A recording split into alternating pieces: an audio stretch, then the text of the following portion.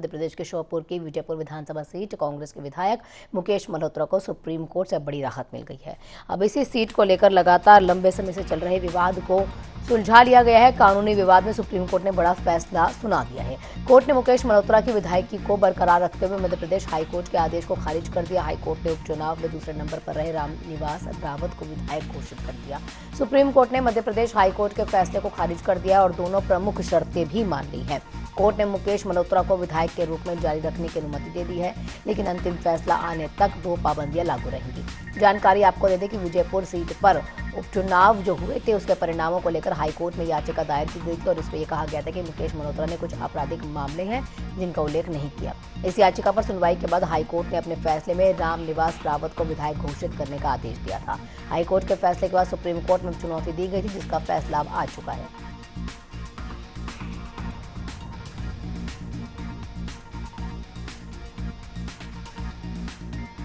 सहयोगी मेरे साथ दुष्यंत जुड़ चुके हैं तमाम जानकारियों के साथ। दुष्यंत, जो इस तरीके से आरोप लगाए जा रहे थे कि कहीं आपराधिक गतिविधियां हैं या मामले हैं जिनका उल्लेख नहीं किया गया था, लेकिन अब इसमें सुप्रीम कोर्ट का फैसला, क्योंकि सर्वोच्च फैसला है, वो आ चुका है, तो इसके बाद पार्टी के हिसाब से क्या उनका नजरिया इस पूरे फैसले को लेकर?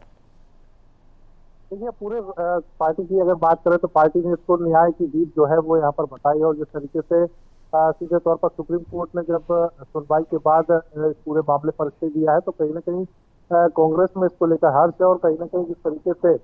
न्याय की जीत इसको कांग्रेस बताती हुई नजर आ रही है। जिस तरीके से सही को सही और गलत को गलत कहने की बात जो है वो कांग्रेस ने कही है। कांग्रेस की ओर से जिस तरीके से ये याचिका जो है वो सुप्रीम कोर्ट में लगाई गई पूरे मामले को लेकर, उस पूरे मामले में सुप्रीम कोर्ट ने भी सुनवाई के बाद इस पूरे मामले में स्टे दे दिया है। उन्होंने कहा है कि कोर्ट ने सशर्त इस पूरे मामले में कहा है कि मुकेश मल्होत्रा जो है वो विधायक भले ही बने रहेंगे, लेकिन उनको ना तो राज्यसभा की सीट के जो चुनाव होंगे उसमें वोट करने का अधिकार होगा और जिस तरीके से विधानसभा से जो वेतन और भत्ते उनको दिए जाते हैं उसका भी उपयोग वो नहीं कर सकेंगे। तो ऐसे में अब जब तक इस पूरे मामले की सुनवाई सुप्रीम कोर्ट में चलती है उस दौरान मुकेश मल्होत्रा विधायक तो बने रहेंगे, लेकिन विधायक का ना तो वेतन का उपयोग कर पाएंगे और ना ही भत्ते का उपयोग जो है मुकेश मल्होत्रा कर पाएंगे। जिस तरीके से इस पूरे मामले में सुप्रीम कोर्ट ने यह भी साफ कर दिया है कि जब विधानसभा के सेशन आयोजित किए जाएंगे उस दौरान मुकेश मल्होत्रा जो है वो सेशन अटेंड जरूर कर सकेंगे, लेकिन सीधे तौर पर राजस्व की जो अनुमति है वो फिलहाल सुप्रीम कोर्ट ने उसको नहीं दी है। तो ये जरूर कहा जा सकता है। दुष्यंत, देखिए,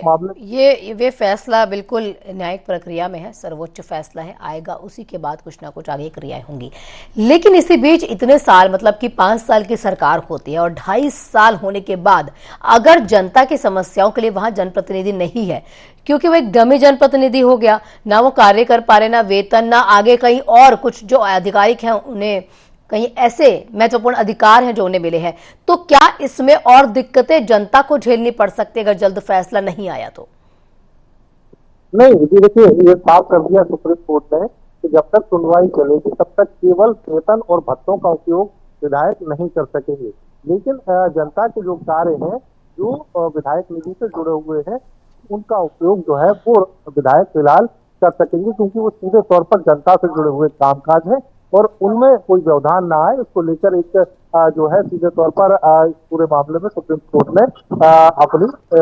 वर्डिक्ट जो है वो दी है। लेकिन अभी पूरे मामले की सुनवाई जो है वो लंबी तक चलने की संभावना जो है वो नजर आ रही है और सीधे तौर पर जब लंबा ये पूरा मामला चलेगा तो कहीं ना कहीं सीधे तौर पर अलग अलग तारीखें जो होंगी उनमें सुनवाई भी होगी और सुनवाई में दोनों ही पक्ष जो है वो सुने भी जाएंगे। लेकिन जिस तरीके से आरोप मुकेश मल्होत्रा पर जो लगाया गया था हाईकोर्ट पर जब रामनिवास रावत ने याचिका दायर की थी तो उसमें साफ तौर पर एक कहा गया था कुछ आपराधिक मामले जो मुकेश मल्होत्रा के ऊपर दर्ज है उन्होंने चुनाव लड़ने के दौरान वो उसका उल्लेख जो है अपने जो शपथ पत्र है उसमें नहीं किया था और उसी को आधार बनाकर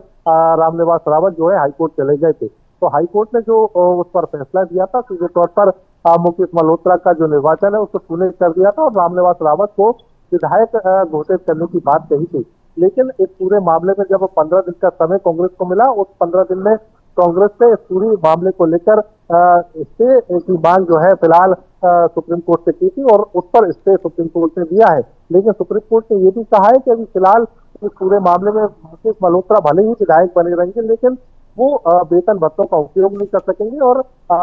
जो राज्यसभा के जब चुनाव होंगे तो उसमें वोट भी वो नहीं कर सकेंगे। ऐसे में दो शर्तें जरूर उनके पास रखी है, लेकिन जिस तरीके से इस पूरे मामले में एक बड़ी जीत कांग्रेस इसको मान रही, क्योंकि उनका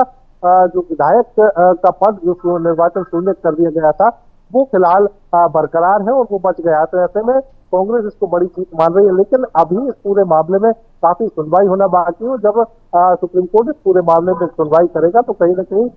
दोनों ही पक्षों को सुना जाएगा और उस आधार पर आगे भविष्य में फैसला जो है वो निकलकर साफ जाएगा। फिलहाल फैसला किस तरीके का होगा वो फिलहाल कह पाना मुश्किल है, लेकिन ये जरूर कहा जा सकता है कि जो भी सही होगा उस पर ही सुप्रीम कोर्ट फैसला देगा और उसके बाद जो है वो सर्वमान्य होगा। तो ऐसे में अब राजनीतिक लड़ाई जो है वो जरूर देखने को मिलेगी रामनिवास रावत, मुकेश मल्होत्रा और कांग्रेस बीजेपी के बीच में। लेकिन ये जरूर है कि अब कांग्रेस मुकेश मल्होत्रा जो है वो क्या अगली सुनवाई की तारीख रखी गई है दुष्यंत? क्योंकि अभी देखिए फैसला अगर आना बाकी है, क्योंकि कई ऐसी टर्म्स एंड कंडीशंस जो लगा दी गई हैं, लेकिन अगली तारीख कब तक होगी और क्या कोई जानकारी कि अंतिम फैसला इस तारीख तक आ जाएगा? देखिए, अंतिम फैसला ये नहीं कहा जा सकता कि कब आएगा, लेकिन ये जरूर कहा जा सकता है कि अभी बहुत सारी सुनवाई होना बाकी है, क्योंकि मुकेश मल्होत्रा का पक्ष हाईकोर्ट में जो फैसला निकलकर सामने आया था उस आधार पर सुप्रीम कोर्ट ने सुना है। लेकिन अभी मुकेश मल्होत्रा के जो विपक्ष में रामनिवास रावत है, ये कहें कि जिन्होंने हाईकोर्ट में याचिका दायर की थी उनका पक्ष अभी आना बाकी है। क्या वो जिस तरीके से उन्होंने हाईकोर्ट में याचिका दायर की थी वो सही याचिका थी या फिर